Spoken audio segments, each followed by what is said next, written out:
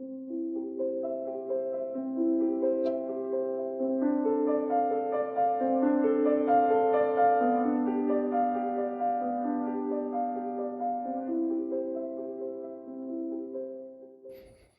everyone, welcome to lecture number 7. So we're still in a classical period, but we're actually going to be making a jump today because we're going to be in Roman rather than Greek culture. So moving ahead a few centuries from Theocritus, which is sort of late Greek.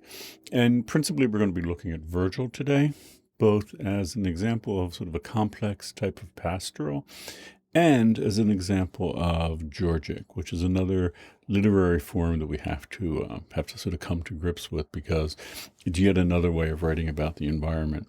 And then we're going to actually look at an actual farming manual at the time, Varro, which is, forewarn you, kind of disturbing. Well, it is disturbing.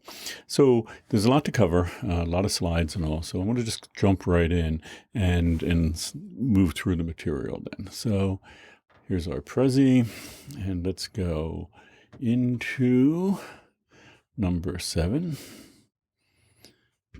and Virgil. Okay, so Virgil, just so you know, he's a little before the Christian era.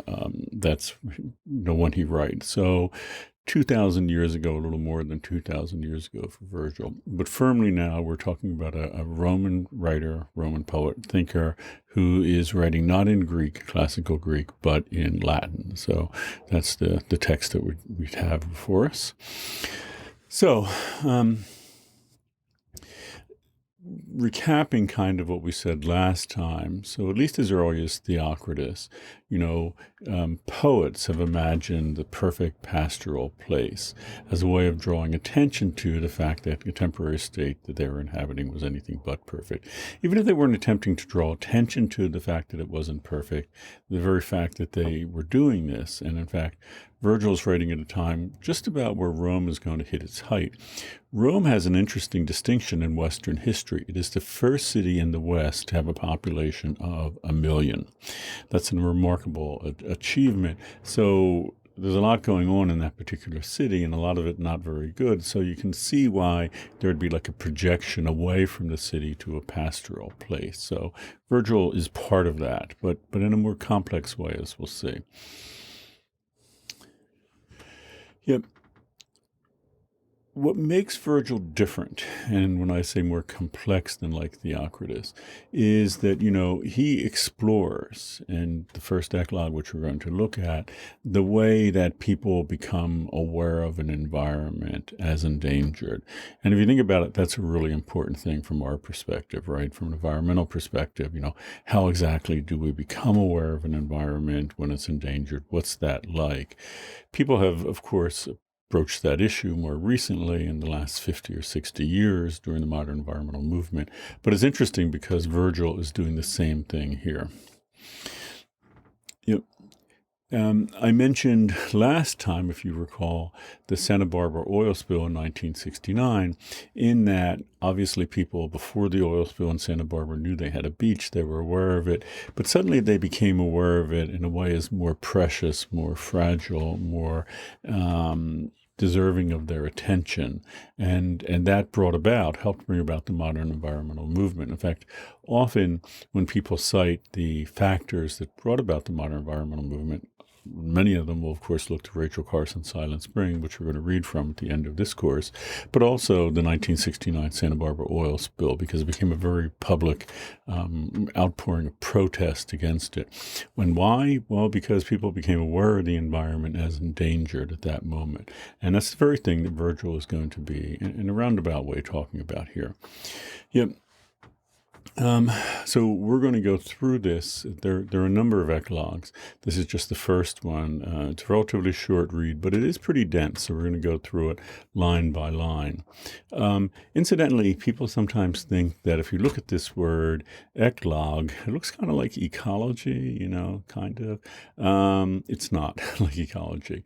It has kind of different meanings, but in Latin, it really just means selection. So these eclogues are like selections, short stories, short sort of essays in a way. So don't mix those up, even though it's natural enough too. But I just kind of throwing that out there. Also sounds like a really great exam question, doesn't it? Okay. In the opening speech, we have two characters, Meliboeus and Tityrus, just the two characters really that are actually present. So Meliboeus, what he's trying to do is to draw Tityrus's attention to the environment. And he does it, and it's a poem by talking about the spreading beach, the woodland mews, the sweet fields, the woods therein. And why is he doing this? Well, because Meliboeus has been exiled from his farm. We're going to talk for a minute why he got exiled, but just know he's been exiled, being kicked off his land. And at that moment, he becomes very aware of it, and he wants to communicate the incredible, not just beauty, but value of all these things. So he launches into this protracted description, at least for this type of work, protracted description of this beautiful place with its spreading beach and woodland mews and all that.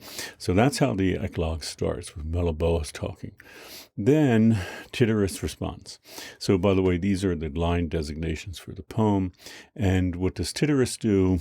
Oblivious to what Meliboeus just said. He doesn't talk at all about the environment. He talks about the political situation happening at the time. And it's very discordant because there are these two guys, and we'll continue in a minute to see, but they're talking about two very different things. Meliboeus wants to foreground the environment, Tityrus, seemingly oblivious of it, talking about politics, which, in fairness, Meliboeus himself is pretty oblivious of politics. This continues. So, Virgil really wants to get this point across. Meliboeus starts observing in some detail that something is wrong, right? It starts off, it's a beautiful scene, everything is great, the spreading beach and all. But then, in the fields everywhere, there is so much turmoil. Again, he's talking about the environment, but a little shift has happened. He's not talking about it as being perfect and beautiful, but rather something's going on there that they need to draw their attention. They both need to be thinking about, according to Meliboeus. So Tityrus, again, after hearing about the turmoil in the fields, returns to a discussion of his patron, again, politics. Who's his patron? It's likely Caesar Augustus in Rome. So the most important person in the Roman world at that time, the emperor. So, it's odd, right? Because these two things are going on. Again, Meliboeus talking about the environment, Tityrus talking about politics. They both are sort of blind to the other, and they're not really hearing what each other is saying. It's a dialogue, but they're not convincing each other or even informing each other in a meaningful way. Yep. So this opposition, and it's again set up in really the first few lines, will continue throughout the eclogue. That, the one, Meliboeus, he's, concerned about the environment, Tityrus about politics. That doesn't change. Neither really changes. In fact, they just continue with that. So why do this? Why is Virgil set it up this way? Let's continue through the poem, the eclogue, and we can see what he's up to here. So, line by line. Because Meliboeus is losing his farm, he makes clear from his opening speech onward that he's profoundly aware of its value. And he acknowledges that he was kind of like Tityrus, that he just didn't really pay attention to it at all. And in short, Meliboeus has developed what we would call an environmental consciousness. So this is a little back story here. What happens here happened throughout history in the West and other cultures as well. After a war, the people who had supported the winning side often would receive rewards for it. And as, Caesar Augustus is the emperor, he can give out land to whoever he wants. So we have an idea of private property, or real estate belonging to us, but not in a government like, Caesar's Rome. So Caesar decides to give the farm that Meliboeus is living on to someone else because someone else, stood by Caesar. So you're beginning to see why politics has a role in this here, because Meliboeus is basically, and you'll see as the eclogue unfolds, he stayed on his farm, taking care of his farm, kind of oblivious to war. That was a bad move politically, because if he would have, made nice with Caesar Augustus, had Tityrus, he wouldn't have lost his farm. Tityrus is not losing his farm. So you can see that even though we might kind of, laugh at Tityrus as not, getting the point that Meliboeus is putting forth, Meliboeus didn't get the point, and it's cost him his farm that Tityrus is arguing for, which is the importance of politics here. Yep.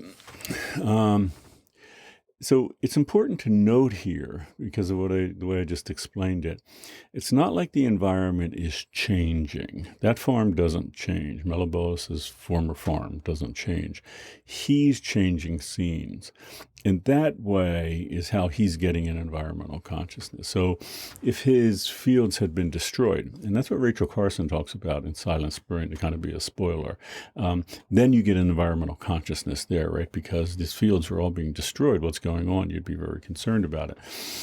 Virgil's talking about something different here, though, and it's still the birth of an environmental consciousness in Tityrus, but not because the scene has changed, the place has changed, but because Meliboeus is changing scenes. It nonetheless, from our point of view, provides a fascinating insight into how environmental consciousness emerges, even though it's different than we would think of it today, and really in the last couple hundred years, where we've seen the environment changing. We'll even see it 400 years ago when we get to Ben Jonson's To Penshurst. But it's an important distinction. It's an environmental consciousness that's a little different in the modern sense. Meliboeus is very polite about it, but he's pointed about it too, how Tityrus has neglected in more ways than one his own fields. And one of the most poignant, I think, lines of the poem, Meliboeus says to Tityrus, the very pines, Tityrus, the very springs, the very orchards, they called out for you. In other words, your farm was neglected. You were not taking care of it. You were off making nice with, Caesar Augustus when you should have been taking care of your fields. And Meliboeus, the neighboring farmer, looked over and saw these neglected fields and trees and orchards and, was dismayed because he thought that, Tityrus should have been home as a farmer, taking care of his farm.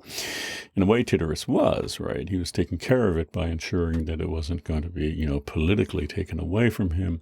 But in the process, he did neglect his fields, which is what Meliboeus, who's, the environment guy, really wants to draw our attention to. Tityrus has not only ignored the maintenance of his fields, and that's what that line that Meliboeus was, saying was about, but he's still ignoring the environment right before his eyes. He's not conscious of it. Meliboeus is saying, there's something amazing here, precious here, and you're just not seeing it. You're oblivious to it. And that's the way most of us are with things that, we sort of take for granted. I mean, you can say the same. You can go up to someone and say, the friendship you have with this person, you're totally taking for granted.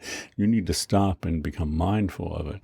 And that's what Meliboeus is trying to get Tityrus to do. And, hey, it's just not working.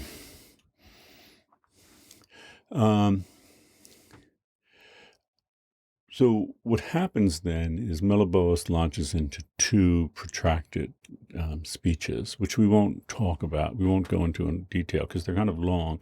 And from our point of view, there's nothing particularly new here. But what Meliboeus is doing is providing this really intense description of the environment.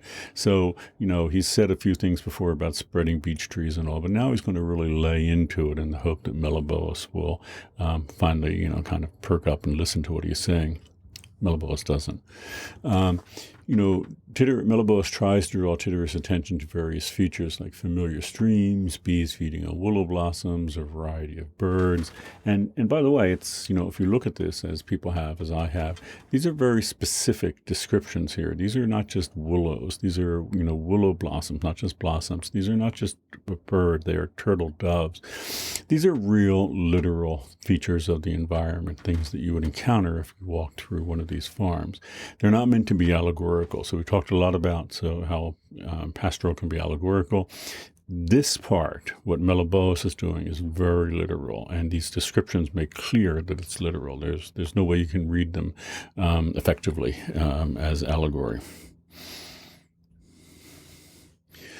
But what happens is Tityrus responds to Meliboeus' literal descriptions of the countryside by allegorically referencing the political situation, which Meliboeus has been similarly neglecting. So, Tityrus has been neglecting his fields. Meliboeus has been neglecting his political obligations. And what Tityrus wants to do is communicate that to Meliboeus, but he's going to do it in terms of the pastoral, allegorically. The form is now lost to him. Tityrus has this startling, acute awareness of it. Consequently, Meliboeus wishes to make Tityrus aware of, it as well. Neither of these attempts are working out very well. Tityrus is neither convincing Meliboeus, nor is Meliboeus convincing Tityrus. And in fact, there's one point where Tityrus actually starts talking about Rome being like a tall tree. And you might think, well, finally, Tityrus is talking about the environment, his farm and all. But it just meant that Rome is like a towering tree that towers above all other cities. It's entirely allegorical. So these two guys are not only not getting each other in terms of the way they're speaking. One's doing it in a very literal way. The other's doing it in a very allegorical way. And of course, they since they can't communicate this to each other, Meliboeus finds Tityrus at fault here for being neglectful of his duty to the land, and Tityrus repeatedly makes clear that Meliboeus has neglected his political obligations, which means that he has lost his land. They both want to tell each other that they've made a big mistake, and we might, in a modern environmental way, want to side with Meliboeus, but the fact of the matter is he has lost his farm, and he's only getting this environmental consciousness because he didn't played the political system the way it should have been played. I don't think he's very good at that. And Tityrus, on the other hand, is sort of a master of that. Meliboeus draws attention to literal willow blossoms. And again, the example I just gave, Tityrus speaks figuratively of Rome towering like a cypress above wayfaring trees. So towering above every other city. It's just fascinating that we're seeing these two things side by side. What's Virgil up to with that then? So why has he done that? Why has he created these two characters, these two perspectives that do not fully get reconciled? Virgil is trying, I think, to make clear that either of these viewpoints, if you take them, are inadequate and they're going to lead you kind of astray. So to focus on the figurative, metaphorical aspect of pastoral, if you just read it from Tityrus's point of view, you're not going to get that it is a very literal form as well. And, if you focus on Meliboeus' literal descriptions, you're not going to understand that it's political as well. So what Virgil is doing here, he's throwing politics into pastoral. He's making that part of it. And he wants to make clear that in like a simple pastoral, simplistic pastoral, it's going to be inadequate because it's not going to explain the human cultural aspect of it all. Behind things, there's, you can call it politics, but culture, the relationship of people and all, this must be taken into account. And he is not mocking simplistic, environmental pastoral, but he is showing that it's simply inadequate, even as he's showing if you become too concerned about culture and politics, then that's a problem as well. So it's a very clever, very sophisticated approach with these two characters expressing these two positions, but also sophisticated in that, Virgil is fully aware of how complex pastoral can be. So any discussion of pastoral that does not, is pastoral after Virgil's first eclogue, that does not, explore the figurative impact of the literal is going to be pretty much incomplete. There'll be some simplistic pastoral. I'm not saying that, you can analyze the Disney film Pocahontas, which is a very pastoral film, using this criteria. But for most writers who are aware of Virgil, studied Virgil and all, they're not going to be doing that. So it's not enough to know that the environment was endangered by human action. We need to know how this happened so we can keep it from happening again. So it's very clever, right? So it's not just that Virgil is talking about what has happened, where the environmental consciousness has come from, but he wants to give the cause of it. So switch back to the example of Santa Barbara in 1969. We can just talk about, environmental consciousness and the beach and everything that's happening. That's what Meliboeus would do. He would say, look at the beach, look at the birds, look at the oil. It's all horrible. It's horrible. In the fields, there's so much, turmoil. On the beach, there's so much turmoil. Well, okay, that's right. But Tityrus then is saying, but there's a reason for this. Why did this happen? We have to look at that reason. And, in this case, it's because of, Tityrus's patron, Caesar Augustus. But if, you continue with this way of approaching pastoral, which they will in the West, you will then have people saying, well, let's talk about the actual cause of it. So in that case, we would talk about the companies that built the oil derricks off the coast and why, this actually happened, and get to the cause of it, which is basically Tityrus's position. And Virgil's position is broadly both, because he's writing both characters, right? He wrote it for this reason. He wants to talk about, how horrible it is looking at the beach, and then he wants to figure out what brought all this about. And as I note here, so we can maybe keep it from happening again. And when you think about it, then Virgil, pretty smart guy, who have imagined this 2,000 years ago. Yeah. Some people have argued that not only is Virgil enormously influential, the first eclogue in particular, so what we just read, even as short as it is, people have, one scholar in particular, Annabelle Patterson, who was at Yale, argued that all subsequent pastoral is basically in this tradition as a response to this particular eclogue. So Virgil kind of works out the pattern that will repeat again and again and again, not just dozens or hundreds, but thousands of times in the next 2,000 years.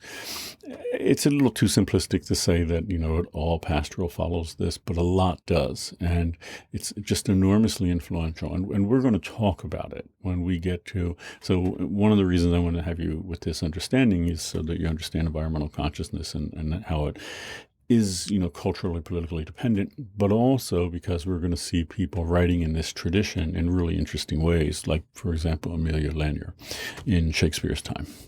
So that's Virgil from the point of view of pastoral. So let's conclude it then. So what is pastoral? It's a complex mode of writing that has, it's a form of art that's undergone incredible transformation over 3,000 years. It can be literal and just literal, in that case, a form of nature writing. It can be allegorical, commenting on, or I mentioned here, political or ecclesiastical religious things. It can be, as Virgil's first eclogue is, a combination of the two, and talking about the dynamic whereby the literal and the figurative, the allegorical, impact each other. So what else can we say about pastoral? When it explores the intersection of those two, so that's really what's happening here, right? You have the intersection, these two guys sort of butting heads. It's exploring literal nature writing and allegory. It may be, and Virgil's first eclogue is, a comment not just on our relationship to the environment, but our awareness of it. So it's, again, like the Santa Barbara Beach thing. Yes, it's about our awareness of environmental devastation or shift in what's happening in the environment, but also, how that was brought about, our relationship to it, and how we may have caused it. Meliboeus presumably does cause this problem that he has because, he didn't, negotiate with Caesar Augustus to keep it from happening. So, one thing, and I mentioned it before, but I'm repeating it here, is that Meliboeus changes scenes. He has to leave his farm. He's going somewhere else. So that's how he became aware of his farm, his environment. Other people in more recent works, starting with like Amelia Lanier 400 years ago, they're not going to change scenes as much. Or they are changing scenes, but then you have people writing at the same time, like Ben Jonson, are talking more seriously about the scene changing, about the place developing, about human beings modifying the environment. So it's the scene, so they're not changing scenes, but the scene is changing right before their eyes. And if you have anyone and you can't, who's like well positioned to see changes in the environment, like deforestation or something, they often develop an environmental consciousness because they can see the change right there. That's a little different to what Virgil's doing here in the first eclogue, but he does nonetheless present sort of a general toolkit for the analysis of environmental consciousness, even though, and to be very clear, Melibœus does not have a scene changing, but is rather changing scenes. And this will be enormously influential. It becomes just this way of thinking about the environment that will last and prosper for 2,000 years. People like Ben Jonson will adapt Virgil's approach to directly explore the moment when an environment becomes endangered. Just like Santa Barbara, when the beach, had oil wash up on it. That moment, people develop an environmental consciousness. Ben Jonson is going to talk about that, and in fact, do an analysis of what's bringing it about culturally, politically. So the same thing as Virgil's first eclogue, but now as human beings are modifying their environment more and more, starting in Amelia Lanier and Ben Jonson's era, Shakespeare's era, pastoral will plow forward as being this way of talking about environmental consciousness, environmental devastation, environmental change, as well as the political and cultural backdrop bringing it about. So Virgil and pastoral is incredibly important in the history of the West. Virgil's interesting because he also puts forth another form of nature writing, amazingly. So Virgil actually has, hold on one second, three genres that he works in. You may have heard of the Aeneid, which is an epic poem that's actually kind of riffing on the Iliad, which is hundreds of years before the Greek poem by Homer. So Virgil writes epic. He also writes pastoral, and as I just noted, he completely changes pastoral and invigorates it in a way that will just send shock waves through centuries.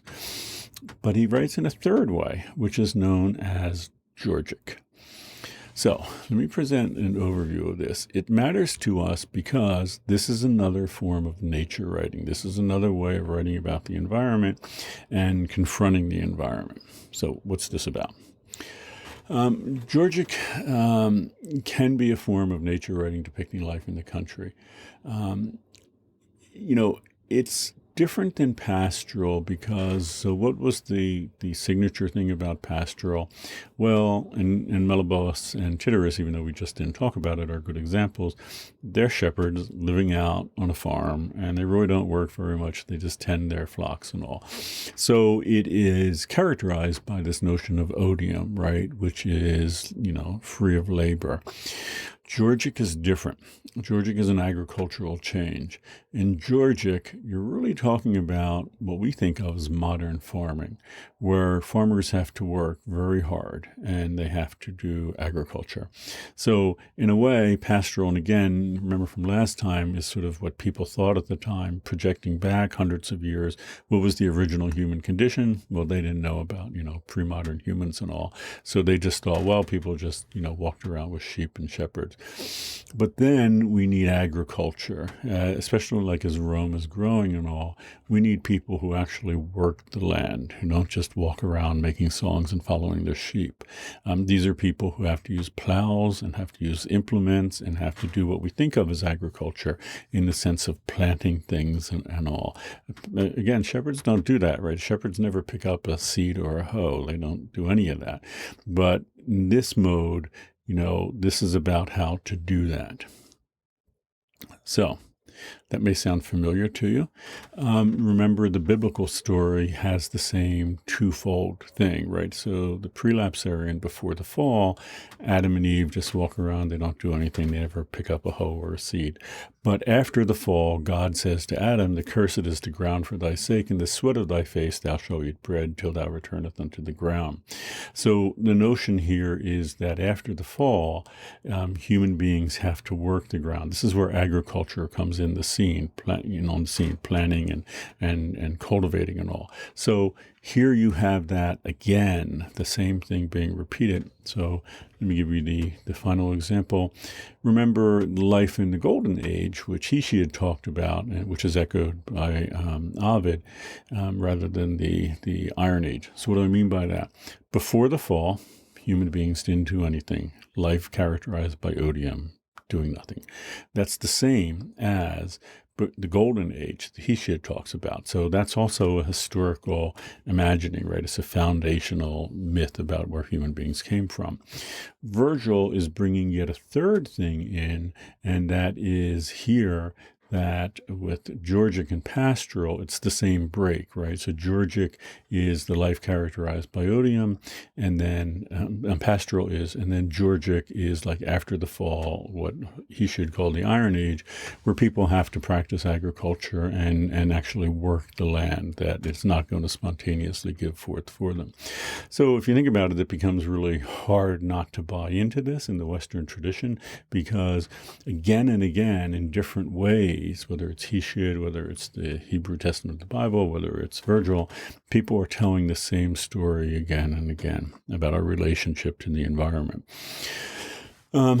So whether it appears, in literature, the visual arts, Georgic landscapes will generally depict the land being worked by human beings.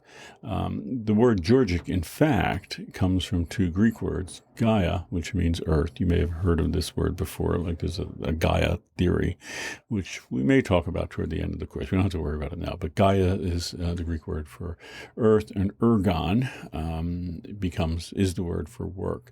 So what is Georgic? Well, it's to literally work the earth, right? It's exactly what Adam had to do after the fall. It's exactly what Hesiod's Iron Age did. People have to work the earth.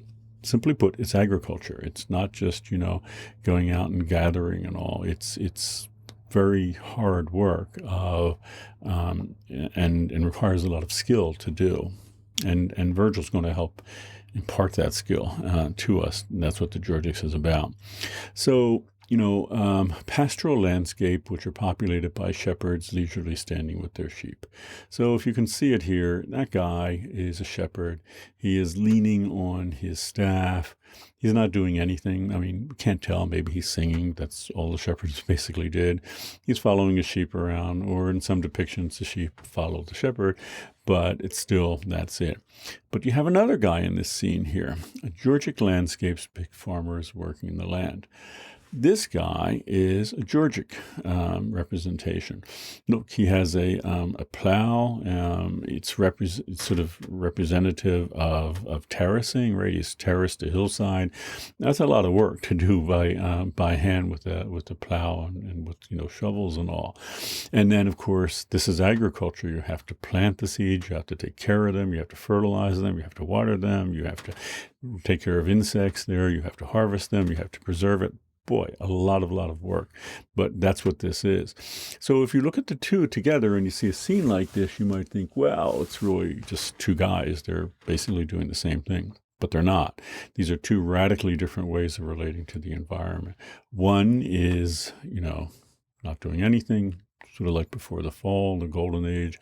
The other is working very hard. He's a Georgic laborer. So, they may seem very similar, and it's good to, if you're walking through a museum and you're seeing different representations of people in the environment, and this is throughout history, but I'm especially thinking like medieval through Renaissance and all, you will again and again see this breakdown. This is the way people imagine their relationship with the earth. They're in many respects opposite, right? And that's important because that will kind of echo into modern understandings of wilderness. First, this is not wilderness here. This is entirely land that has been modified by people. Even the meadows that the shepherds are walking around in, they were caused by deforestation and all.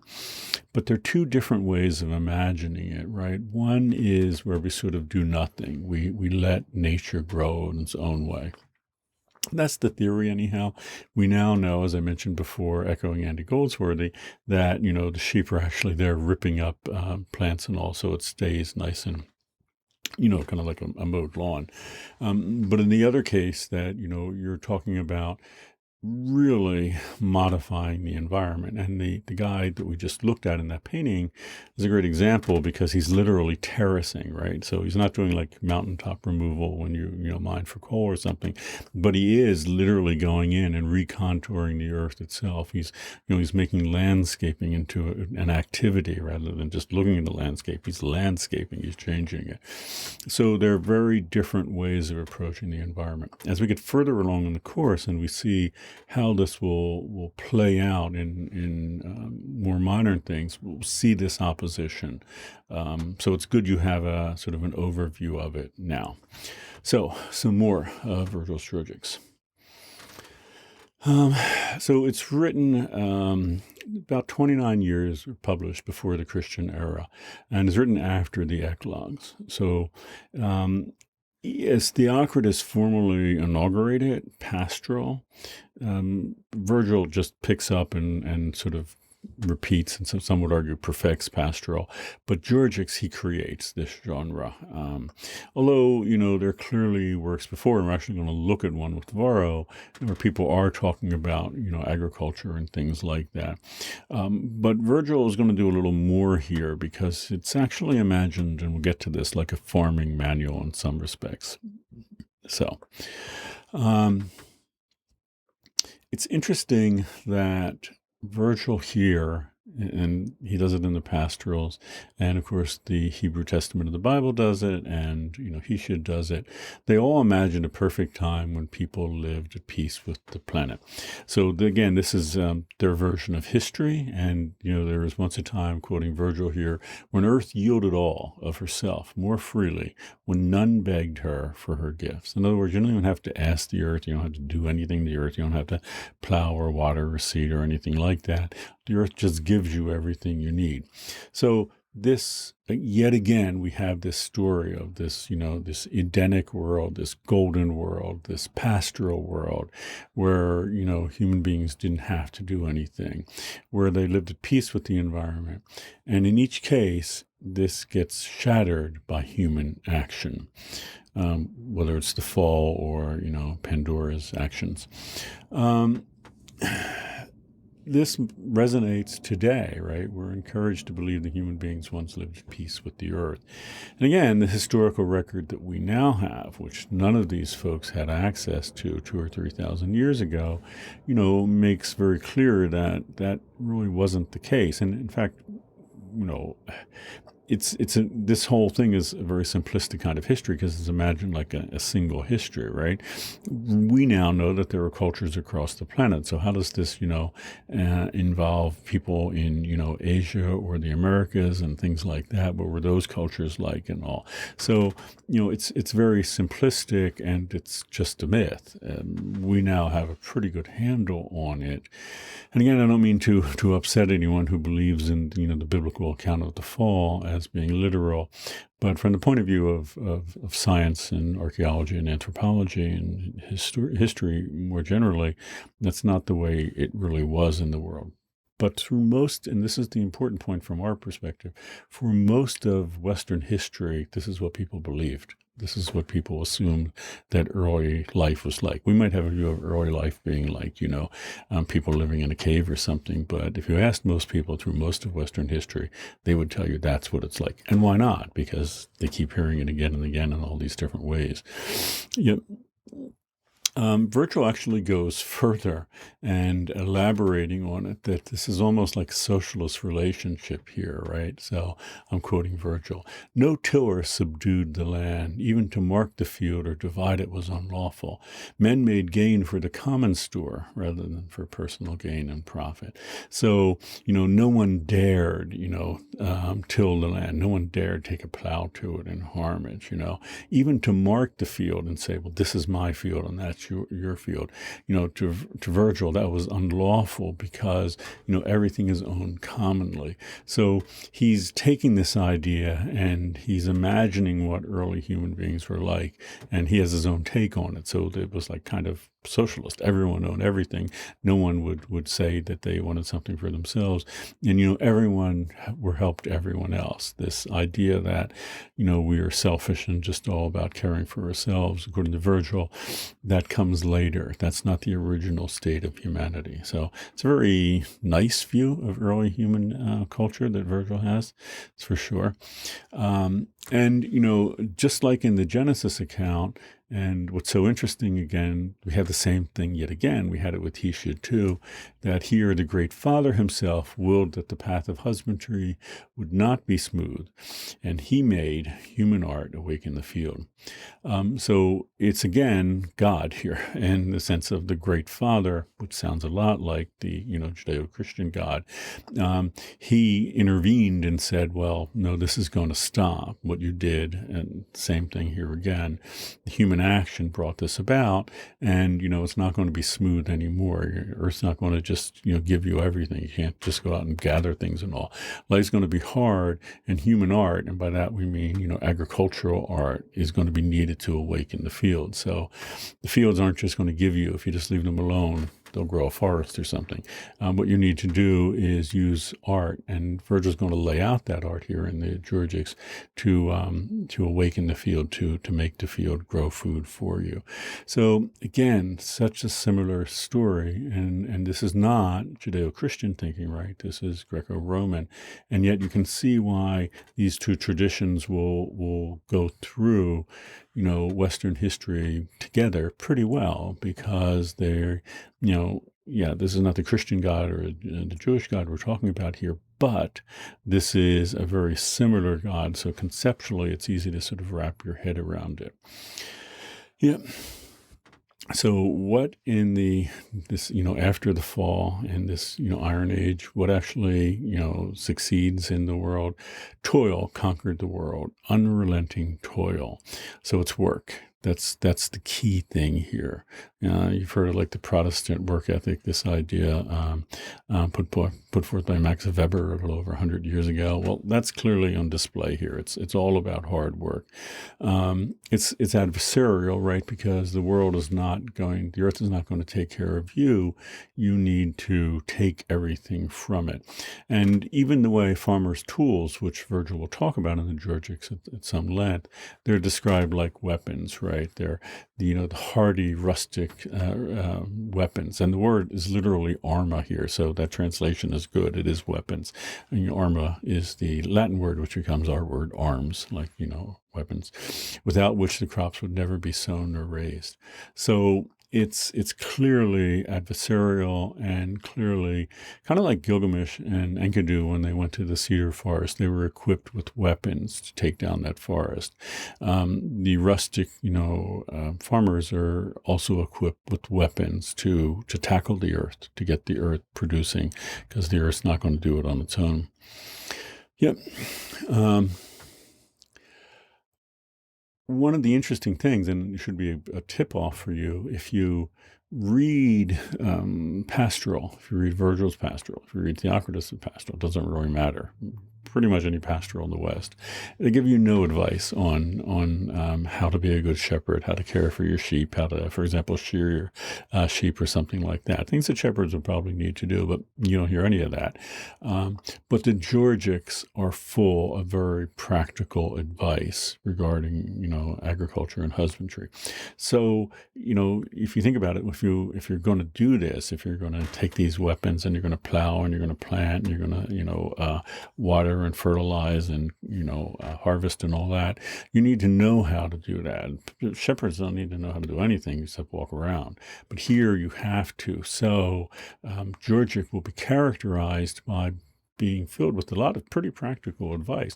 And I should tell you that Virgil Georgics are still read today by like urban farmers and all who want to, get to the beginning of sort of the Western idea of agriculture and how it works. Sometimes people read it pretty literally. I can tell you, having read the Georgics pretty carefully and having grown up on a farm, yeah, that's a really big mistake. It's not very good advice. It's not really going to help you be a good farmer or a good gardener. But if you want to read it in that way, you can. And I'm sure there are tidbits here and there. But yeah, I wouldn't plant your fields with that in mind. Yep. Pastoral places are to Virgil pretty fanciful, not to be taken seriously, but Georgic labor is real. And I'm going to tell you why when we get to Varro, that Virgil's even doing this. But, yep. It's seen as real, and that's why he has it in such detail talking about it, because he is giving that's why people still read him as like a farming manual today, because he's seriously giving farming advice. It just is not very good advice in terms of what we know about agriculture in the 21st, but it's meant to be. So it's an interesting point. So what do they actually contain? Because if they're, he has these 4 Georgics, if they're meant as farming manuals and they are specific, what do they contain? So let's just walk through them. Book 1, part of which we read, talks about the kind of implements, the kind of tools you're going to need, whether it's plows, and how that you're going to be doing things like harvesting orchards and things like that. Oh, I'm sorry. Books 1 and 2 do that, both pretty much the same. Book 3 is related to animal husbandry. So books 1 and 2 are sort of raising vegetables and fruit and things like that, but not animals. Book 3 comes in, talks about how to raise animals such as cattle. And book 4 is really interesting, and we don't have to go into detail why, but it's all about beekeeping. Virgil really gets off on beekeeping. And again, his advice is, I wouldn't follow it if you're going to be a beekeeper. But you could read it. It's a great read. It's kind of a fun read if you know anything about beekeeping, but okay. They're also meant to be, you can read them allegorically, you can, but they're really meant to be read literally, as they give specific advice on how to make something like a plow and how to raise plants, animals, bees. I mean, Virgil is trying to pull together what he knows about this and write an actual kind of a how-to manual, how to be a farmer. And it's interesting because when you get to it, there were real manuals out there. Virgil's trying to write one. And the person we're going to get to next is Varro. Varro actually writes a farming manual. And he's not the first person to do it. So we can think about Virgil's Georgics as a farming manual, which it is. But let's also be aware of the fact that they're real farming manuals at the time. So Varro's book is on Agricola, which means on agriculture. It's meant to be on agriculture. It's what it's about. It's written about not quite a decade before Virgil writes the Georgics. So it comes before the Georgics, and it's likely that, we know that Virgil was aware of Varro. So it is pretty clear if you look at it, this actual farming manual influenced Virgil in the writing of the Georgics. So, Varro, just so you know, was not the first person to write on agriculture. In fact, the first book in the first Latin book, which is the first work of connected Latin prose, is a farming manual of the same title by a guy named Cato, which is going back a good bit to 160 before the Christian, unified era. So these have been around. These are the 2 most important. And it's very clear that, one of the first things that the Romans find worth writing about when they have their own language that is now converted to literature, they're not doing something like writing the Iliad or the Odyssey or the Epic of Gilgamesh. These are very practical people. They're writing a farming manual. That's the first real connected book, and a very useful thing to have, right? So let me, these 2 guys both under no misconception. They know that we don't live in the golden age. By that, two guys, I mean Cato and Varro. They would likely agree with Virgil's sentiment that toil conquered the world, unrelenting toil. So they both set out very detailed plans of agricultural conquest. So this is not a myth. There's nothing mythical here, and there's not much allegorical here either. These guys are writing how-to manuals, and they're meant to be useful to people.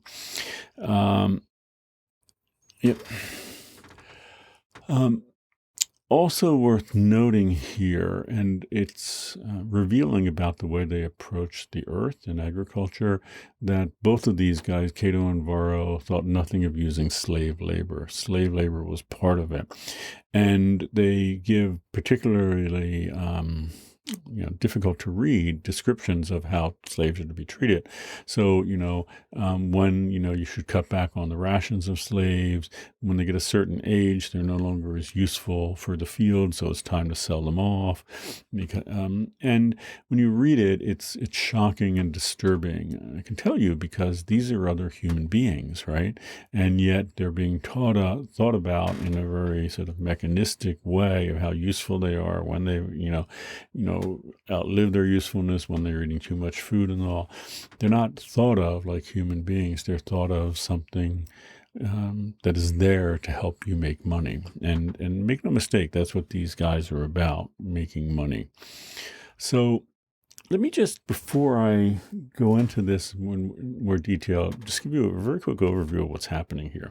So I mentioned that Rome in this time, and by that I mean Varro's time, Virgil's time, has become the largest city in the Western world with a population of 1 million.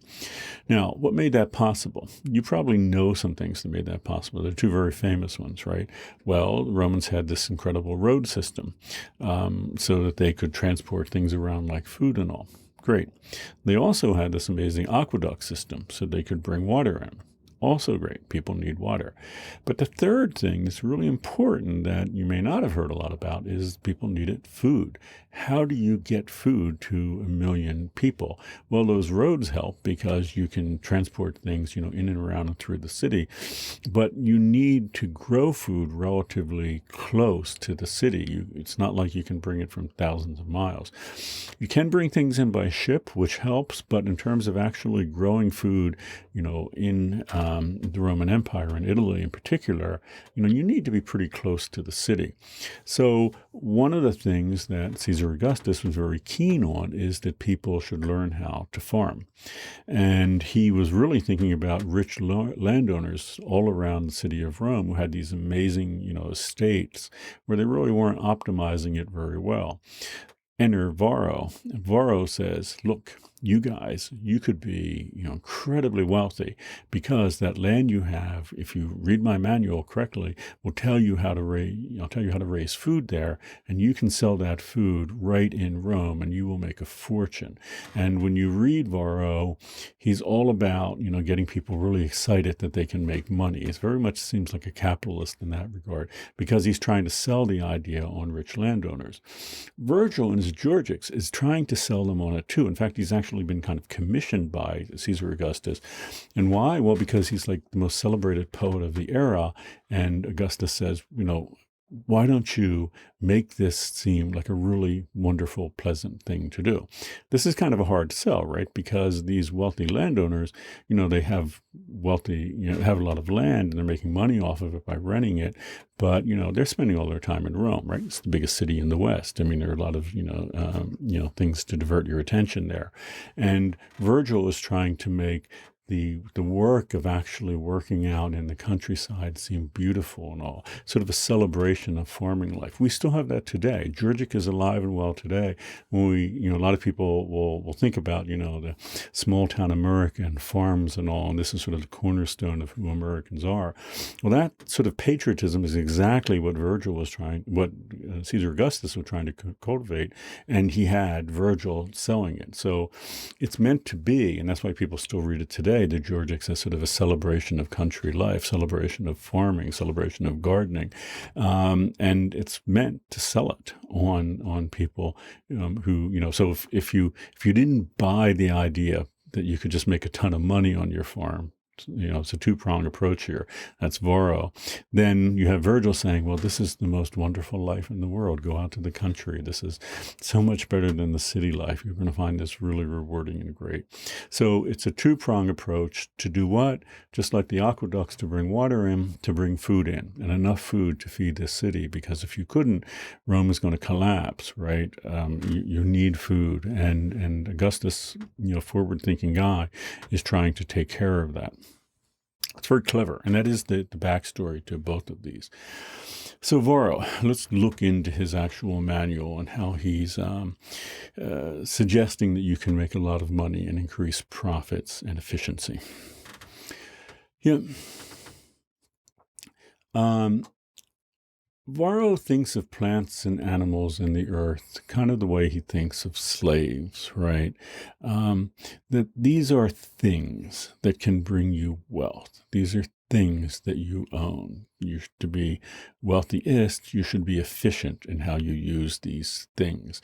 Now, I know every time I emphasize that word thing, you're probably cringing a little because I'm talking about, animals. If you care about animal rights, that should make you cringe. And we're talking about human beings here too, which is obviously horrifically disturbing. And we're talking about the planet itself. But this kind of thinking, and one of the reasons I wanted to bring it up here in the context of Varro, many people, like Lynn White Jr., is going to say this is sort of part and parcel of Christianity. This is another tradition altogether here, right? This is a Roman tradition. And this idea of thinking of the earth and animals and all as just things is alive and well here. And as we get into it, you're going to see it's pretty mortifying to just be as efficient as possible as you can here. We might think of factory farms. You may know of factory farms. People like Michael Pollan have been writing about them for a few decades now. You may know that, our food is produced in these huge buildings where cows and chickens never see the light of day. And you might think that these are relatively new phenomena. And in a modern sense, they really come on the scene in a big way starting like the 1970s, so just 50 years ago. When you read Varro, it's clear that the underlying thinking here existed 2,000 years ago. And why? Because Varro caring most about one thing, efficiency, maximum production, maximum money from the land that you have. And we're going to get into details here about how to raise birds, for example, for maximum profit. These farms are not run, even though Virgil would like to say they're pleasant country places to go and just, sit out on your porch and look at your beautiful farm. Not according to Varro. These are run for one purpose alone. Profit. That's why I said he can come across as sort of like a capitalist. I mean, modern capitalism won't come on the scene for another 1,700 years, but it reads a lot like that. And it's disturbing because his road to profit is coming through people, slaves, animals who are killed, and in general exploiting the land as much as it can be exploited practically. And one of the ways he does it, which is why Varro is very much like a modern factory farm, is the economy of scale. So again, you might think of farming in the U.S. a few generations ago, small family farms, people eating, enough, growing enough to subsist on it, subsistence farming, maybe making a little more, a little profit, enough to buy some clothes or whatever. But, Varro is saying, that's not going to cut it. We need to make this really efficient. Small farms aren't going to do it. So he talks about building buildings, for example, to raise birds for food. So in Rome, they didn't raise chickens and turkeys the way we do. Pigeons were one of their number one crops, which people still eat today. But again, you're not talking a little coop in your backyard with a couple dozen pigeons. He's telling you in very great detail how to build a building to hold 5,000 pigeons. This is very much like a modern factory farm. I can tell you, I didn't grow up on a factory farm, but I've been to factory farms because I grew up on a farm. And, the standard model now, at least it was when I was a kid, for growing turkeys was like 18,000 turkeys in a single building. An amazing, it's called like a pole barn in a metal building. Virgil's not, Varro's not quite there, but boy, he's getting close. 5,000. Just don't think this is a little family farm thing. These are well-financed farms that are made possible through a lot of money and the exploitation of slave labor. So, yep. So Virgil, sorry, Varro is fascinating because he knows these animals, these birds are sentient. What I mean by that, he knows that they can feel. So he is experimenting, and again, this is why he's writing the manual, because he's going to, tell you about all his experiments and what worked and what didn't.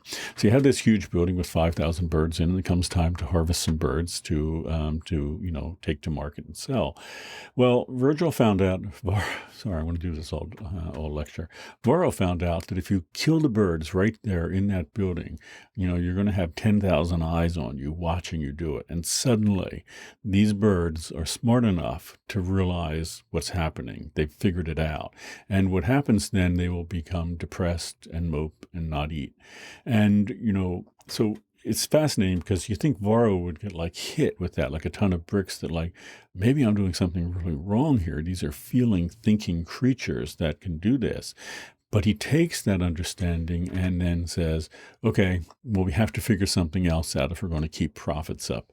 What are we going to do? Well, build a separate building. So you take the birds out of the building that has 5,000 birds. The birds think, well, who knows where those birds are going? Maybe they're being set free. It's enough not to disturb them anyhow, according to Varro. So they're not going to mope around. They're not going to get upset by the birds leaving. And you build a separate building, a sequestrium, a sequestered place, and that's where you do the killing so that they don't know it, so the gig's not up and they know what the idea is. But it's remarkable because it's clear indication that Varro knows that these are thinking, feeling creatures. He unflinchingly ignores this fact to pursue profit. So that very fact, we'll talk about some other things here, but it's enormously revealing about where Varro is, where his thinking is and all. It's all about profit. That's the whole thing. And, if birds find out they're going to be killed and that's not good, well, don't let them know. If slaves get too old to work, then sell them. Whatever you have to do to keep profits up.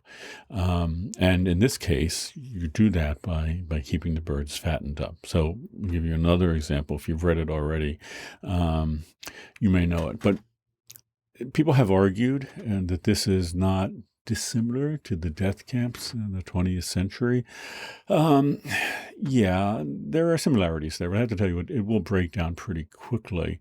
But one of the interesting points, interesting connections there are that if you get to the point where you can disassociate yourself with the feelings of others, whether it's people who are being killed or birds who are being killed, then it becomes a lot easier to do. And I think Varro is very aware of that. He doesn't want to buy into he doesn't want to think about these feeling creatures, even though he knows they are. Instead, he just wants to make profit. So he has to disconnect himself from it. And I think whenever you do that, whenever you disconnect yourself from the suffering of another being, human or otherwise, I think you set the stage for something like this. So, another example from Varro, he knows they're sentient and feeling, but, to maximize profits, what do? Well, according to Varro, break their legs. So why? Because if they have two broken legs, they can't get up. They just have to sit there and eat. They can't basically get cardio, right? They can't walk around, they can't lose weight, and they will get fatter and fatter. And Varro thinks, again, he knows these are thinking, feeling creatures, but yeah, that's how you do it. You can think that's horrific, and wait, it is horrific, absolutely, but you may know that in many factory farms today, that's exactly the situation. Not that chickens have their legs broken in large-scale poultry operations, but they have such little room that they can't turn around.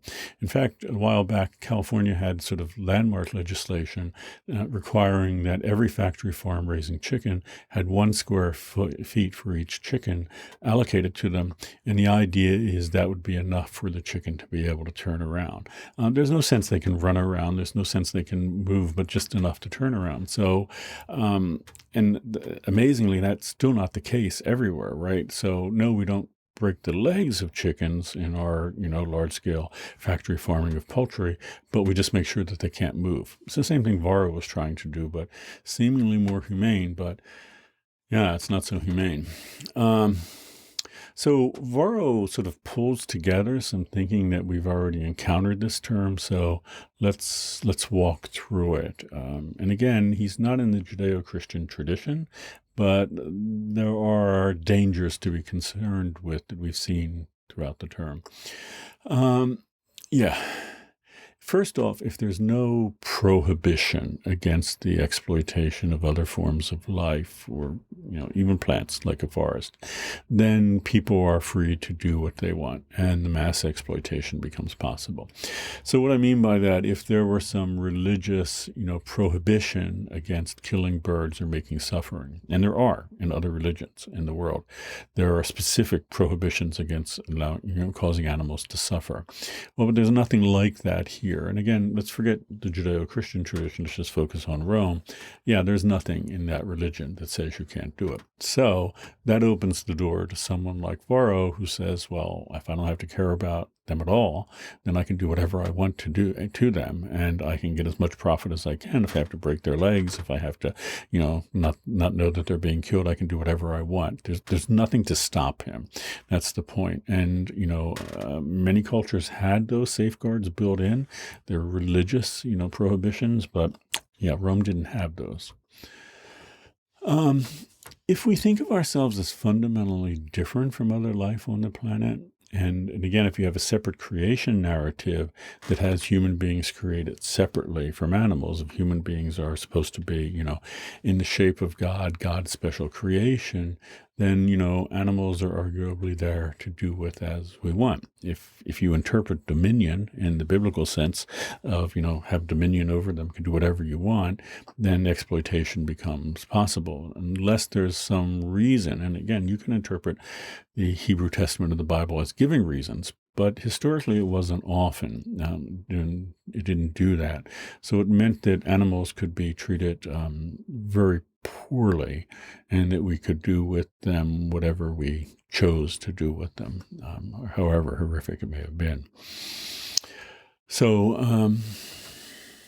and again, the whole dualistic thing of the metaphysical and physical realm, if this whole realm is largely insignificant, right? If the physical realm is something that we leave behind, yeah, we have to feed our bodies, so we'll do what we can while we're in this realm, but, really we belong in another realm. And if if no one cares what we do here to other animals, then there's a real problem. Because there's nothing of consequence in this realm, since the other realm is where we're headed.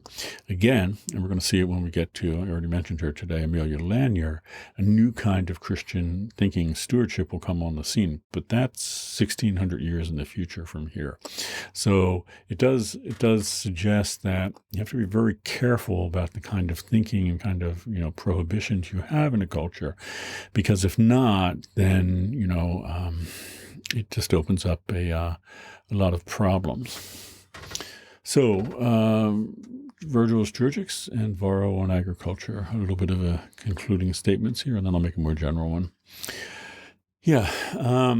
So it's not really surprising that Varro's Varro's on agriculture and Virgil's Georgics appeared in the same decade.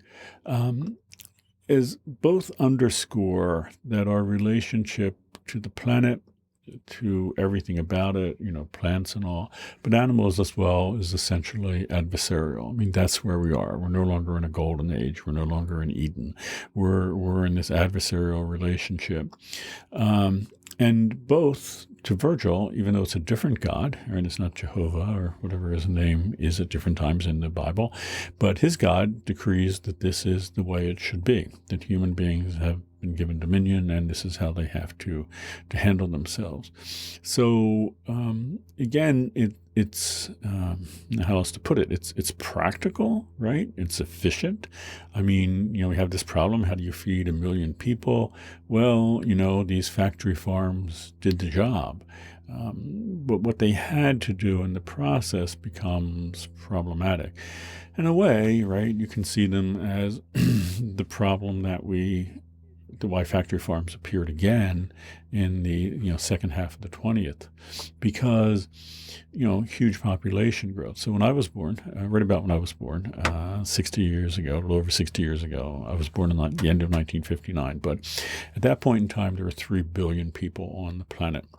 Right now, there are about 7.75 billion people on the planet. So it's not only doubled, but in fact, very shortly, in about a decade, a little more than a decade, the population will have tripled on the planet. It will triple in my lifetime if I hang around a while longer. And by the mid-century, 2050, we could have pushing 10 billion people on the planet. How do you feed all those people? Well, factory farms are one of the answers. In general, factory agriculture. And it's the same problem that, Varro was confronting, that Caesar Augustus was, as a leader confronting. How do you do it? And, you can't act sustainably or kindly to do that. I think that's one of the lessons that comes out of this here, and it's a lesson that we should still remember in the, where we are today. So this adversarial relationship is at the core of Virgil's Georgic ethic. So again, pastoral is nice and fun and singing songs and picking berries, but Georgic is not. Georgic is adversarial, and Georgic is influenced, right? Because Virgil was directly influenced by Varro's on agriculture, which was written just a few years before the Georgics. And to Varro, it's that adversarial position toward the earth is, justification for large-scale exploitation of the planet and animals and other people too.